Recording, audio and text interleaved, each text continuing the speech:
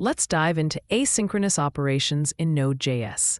These operations are crucial because they allow us to offload certain tasks from the main thread of Node.js. Since Node.js is built on JavaScript, it's inherently single-threaded. This means that if we need to wait for one operation to finish before moving on to the next, we must wait for its completion. It's important to note that many long-running tasks aren't actually handled by the Node.js interpreter. Instead, they are managed by other components that do the heavy lifting for us. A great example of this is file access. Reading or writing files can often be time-consuming, but the processor doesn't need to be involved in these tasks. The disk does the work. When we request the content of a file, we ask the operating system to retrieve it for us. The OS then requests the data from the disk, and once it has the information ready, it sends it back to our program. This entire process takes time, but the processor isn't required for it, which allows us to offload these tasks. So here's how it works. The Node.js interpreter informs the operating system that it needs a file's content and is subsequently freed up to handle other tasks. As it continues working on those tasks, the operating system retrieves the file content in the background. When the file is successfully retrieved, a callback is triggered. This informs the Node.js interpreter that the data is ready to be processed. To illustrate this further, let's consider a simple scenario. Imagine we have a file named examplefile.txt filled with some content. We want to retrieve this content using asynchronous reading. To do this, we'll use fs_readFile, not the synchronous version. So let's start by passing the parameters to readFile. The first parameter is the path to the file. We'll specify examplefile.txt. For the second parameter, as we did in the synchronous version, we'll set the encoding to UTF-8. The third parameter introduces a new concept, a callback function. This callback is triggered by the operating system once the reading operation is complete. It will deal with two parameters, error and data. To clarify, readFile helps us read the file content. The third parameter is a callback, which means another function expecting the error and data parameters. The error parameter will inform us if something went wrong during the reading process, while the data parameter contains the actual content we've retrieved. Now let's implement that callback. First, we'll check if we encountered an error. If there was an error, we'll simply log it. If everything went smoothly, we can use the data parameter to log the content of the file we just read. Let's run the program and check the output. Success! We see the content of the file logged, confirming that behind the scenes, our request was sent to the operating system to read the file. Once the file was fully read, the callback was triggered, logging the data we needed. Now, let's take this one step further with a more advanced example. This time, we'll write the content we just read. Again, we want this to only happen if no errors occurred during our reading process. We're going to use fs.writeFile, which is also an asynchronous operation. The first parameter specifies the name of the file we want to write to. Let's call it examplefile2.txt. The second parameter is the content, which will be the data we read from the first file. Next, we'll indicate the encoding, and once again, we'll add a callback that will trigger once the writing is complete. The callback will check for errors. If we encounter one, we'll log it. If everything goes smoothly, we'll simply log that the file was written successfully. When we execute this program, we can observe that a new file named examplefile2.txt is created, and if we open it, we see it contains the exact content from the original file. Next, let's explore how to create a folder asynchronously using mkdir. You might remember we've seen mkdir sync before, but now we'll focus on the asynchronous version. The first parameter to mkdir is the path for the folder we want to create. Let's call it test folder. The second parameter is again a callback that the OS will trigger once the folder creation is complete. This callback also expects an error parameter. If an error arises, we'll log that. Otherwise, we'll confirm that the folder was created successfully.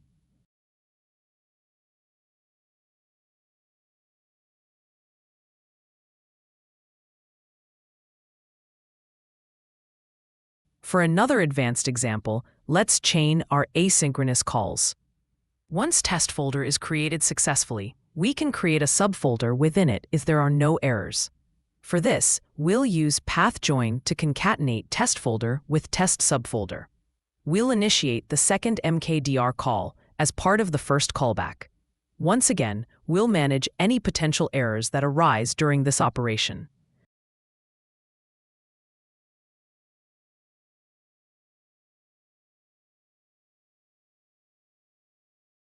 To simulate an error, let's modify the inner folder creation so it attempts to create the subfolder inside a non-existing folder. When we run the program, we'll see an error indicating that the subfolder could not be created.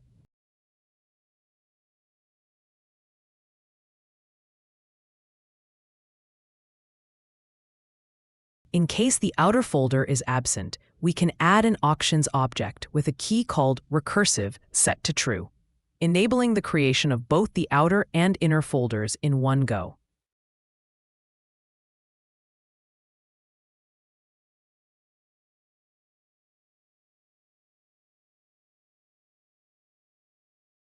Lastly, let's look at reading the contents of a folder asynchronously. We can create a folder called articles.dr and populate it with 3 different article files. To traverse these files, we'll create a constant for the folder path, using path join to combine dir name with articles.dr. Then, we can utilize fs.readdir to read the directory. The first parameter we're passing to readdir is the path to the folder we wish to explore. In this instance, that's the article dir, which is the path we just identified a moment ago. The second parameter is the callback for readdir, and this callback requires 2 parameters. The first one is for any potential error, and the second is for the files themselves. Remember, the error parameter will only be populated if we encounter issues while accessing the folder.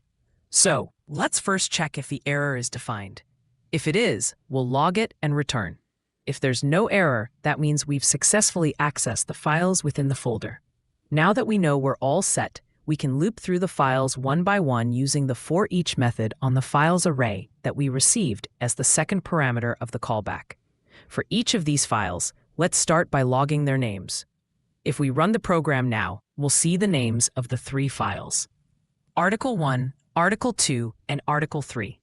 Now, while it's great to see the file names, we actually want to read the content of each one of these files. To achieve that, we'll find the absolute path for each file. We do this by using the join method, where we'll combine the article directory, the folder containing all of our files, with the specific file name we want to read. Let's say we want to duplicate each of these files. We can achieve this with a clever little trick.